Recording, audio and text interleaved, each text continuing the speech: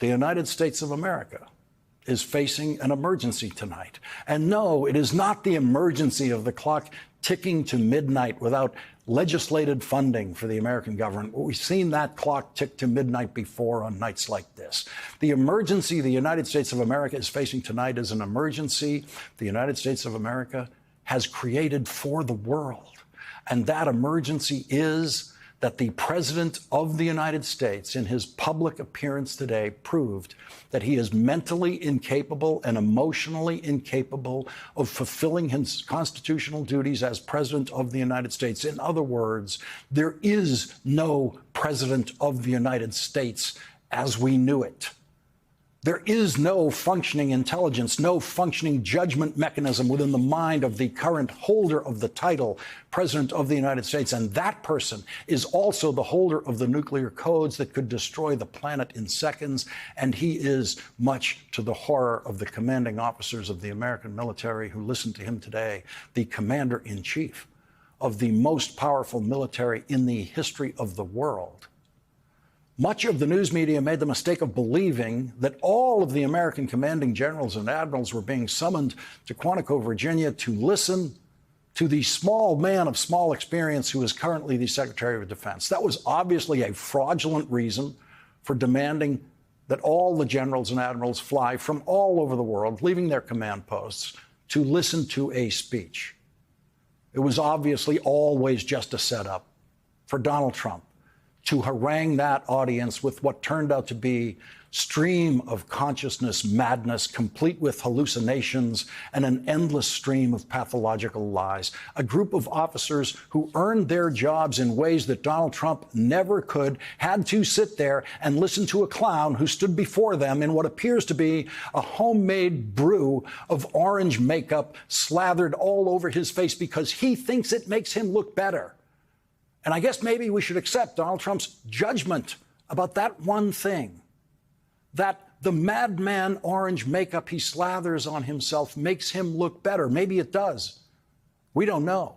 Maybe the actual sight of the actual color of his 79-year-old skin is much worse than the orange clown confection that he chooses, but we don't know.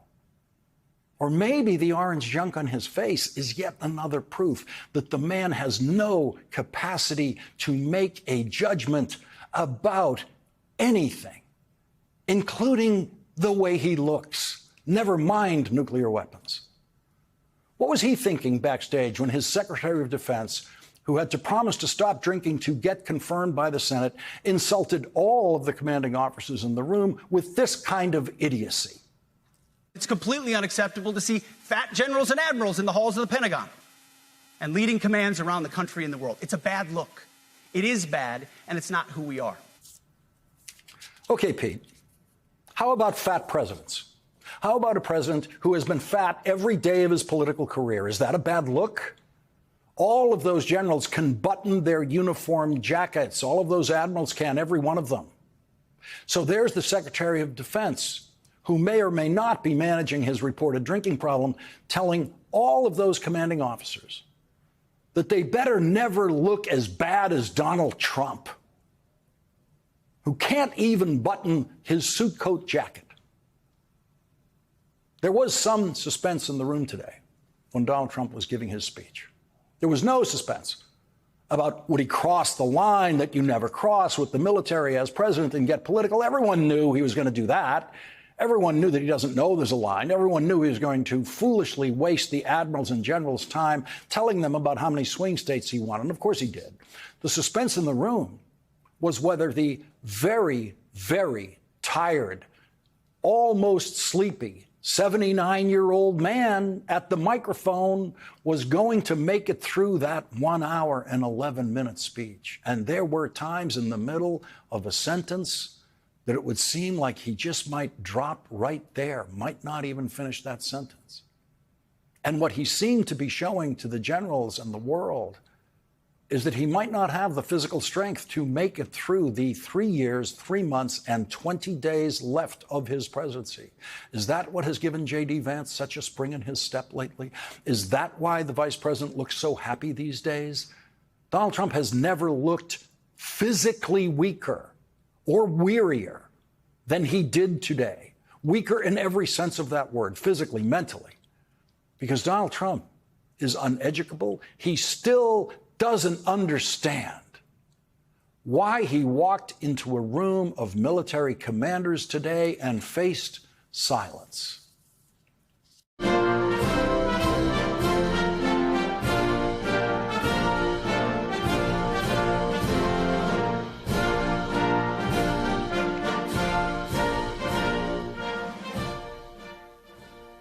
Thank you very much, Pete. Great job you're doing, too. Fantastic job. I've never walked into a room so silent before. This is very... Oh, don't laugh. Don't laugh. You're not allowed to do that. You know what? Just have a good time. And if you want to applaud, you applaud. And if you want to do anything you want, you can do anything you want. And if you don't like what I'm saying, you can leave the room. Of course, there goes your rank. There goes your future. But you just feel nice and loose, okay? Because we're all on the same team. And I was told that, sir, you won't hear a murmur in the room. I said, we got to loosen these guys up a little bit. So you just have a good time. He didn't loosen them up. They didn't have a good time. They didn't applaud. Politely applauded only at the end. Donald Trump lied to the commanders repeatedly, and they knew it. He told them Ukraine is the worst war since World War II. Everyone sitting in that room knows that the war Donald Trump avoided by getting a doctor's excuse, the Vietnam War, which in Vietnam is correctly called the American War, killed over 4 million people. It was in what was then South Vietnam, North Vietnam, and as the United States spread the war into Cambodia and Laos, the war across those borders was much worse than what you're seeing in Ukraine. And he insulted the commanders with his lies about war. He told them that Portland, Oregon, quote, looks like a war zone. Spoken by someone who has no idea what a war zone looks like. Everyone in his audience knows what a war zone looks like. Everyone in his audience today knew that Donald Trump was lying. Donald Trump was telling the kind of lie that should concern his doctors and his family when he said Portland looks like a war zone. He hallucinated dialogue that has never happened. And his 79-year-old brain cells couldn't find words that were right there, just out of reach, like this. The Iran nuclear power, the Iran, all of the great power that we thought existed, we blew it out to kingdom. We took advantage of it. We blew it out to kingdom. Of course, what he wanted to say was, we blew it out to kingdom come. That is the phrase he grew up with. That is the phrase he has known most of his life. But that word combination is lost to his failing brain now. And there is also the possibility that his failing brain thinks that he actually did say kingdom come when he only said kingdom. Because that's the way brain failure works. And an obviously unhealthy 79-year-old man struggling and failing to make sense about anything.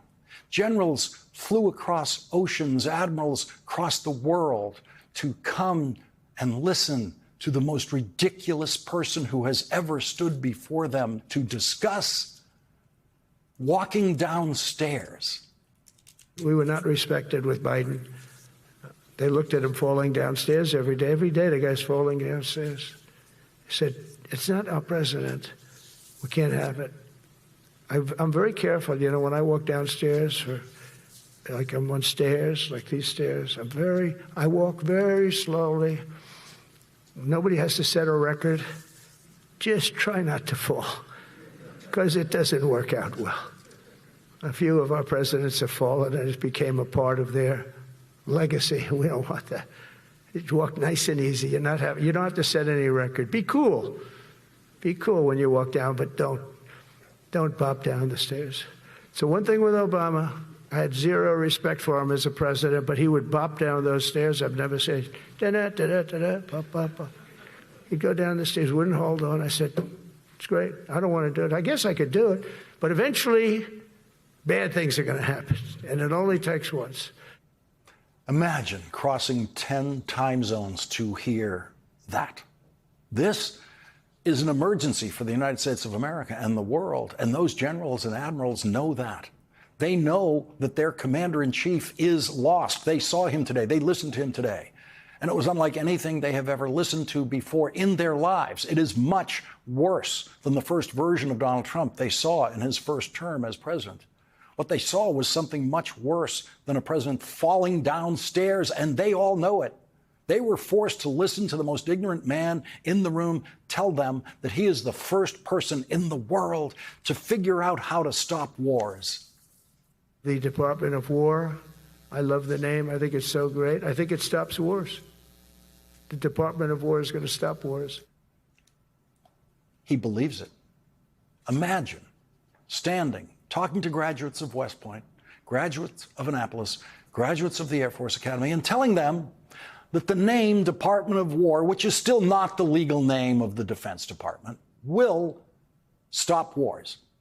No one in that room has ever heard a stupider statement in their lives.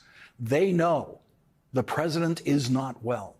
He looked and sounded physically drained today. He also sounded deranged and was hallucinating. And the military commanders in that room today all have to be wondering tonight just how much more dangerous their jobs are now, that they've just seen how lost and sick their commander-in-chief is. Donald Trump complained to his military audience today that people make up things that he says. And it's hard. You know, they make up a statement and they said, you say it. We had 25 people that said he never said that. Donald Trump actually complained to that military audience today that people make up things that he says. And he said that the day after he completely made up words to put in Chuck Schumer's mouth through AI that he then posted on social media around this time last night. Completely changing through AI the words that Chuck Schumer said after meeting with Donald Trump in the White House. And in that AI video, Donald Trump made Chuck Schumer almost as profane as Donald Trump is publicly, which, of course, you know is not Chuck Schumer. Donald Trump used manipulated video. He falsely dressed the Democratic leader of the House of Representatives, Hakeem Jeffries, in a Mexican sombrero. No Democrat has ever done that to Donald Trump. It is inconceivable that a president of the United States would put out a fake video of the Senate Minority Leader and the House Minority Leader. That would not happen, could not happen. But because Donald Trump has lost his mind, and Republicans in Congress accept that Donald Trump has lost his mind, the Republican Party cheers on his public madness. And because not one Republican found fault with the ugly and insane video that Donald Trump posted last night, he has decided to create and post another one tonight. And this one includes me. It's a clip of this program last night of Hakeem Jeffries responding to the racist video that Donald Trump created about him last night. And this one tonight is another demonstration of the depths of Donald Trump's depravity, his perversity, a deep and unyielding perversity beyond anything we have ever seen in American politics. The President of the United States is now a weary, snarling viper of political perversity, and every commander in the American military has now seen that and knows that.